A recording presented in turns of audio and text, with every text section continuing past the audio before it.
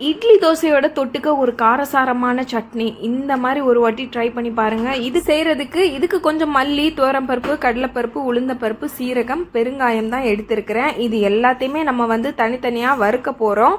நீங்கள் நல்லெண்ணெய் இல்லைன்னா கடலெண்ணெய் யூஸ் பண்ணிக்கலாம். நாங்கள் இன்றைக்கி நல்லெண்ணெயில் தான் வறுக்க போகிறோம். எல்லாத்தையும் சேர்த்து பெருங்காயம் மட்டும் நல்லா கரிஞ்சிடக்கூடாது.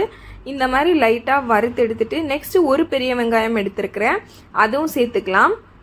இது கொஞ்சம் வதங்கினதுக்கு அப்புறமா 2 பல் பூண்டு, அப்புறம் தேவையான காரத்துக்கு தேவையான அளவு பச்சை மிளகா, கருவேப்பிலை சேர்த்து எல்லாத்தையும் வதக்கி தனித்தனியாக தான் வதக்கணும். இது வதங்கினதுக்கு அப்புறமா ஒரு 1/2 தக்காளி எடுத்துருக்கிறேன், அதுவும் சேர்த்துக்கலாம்.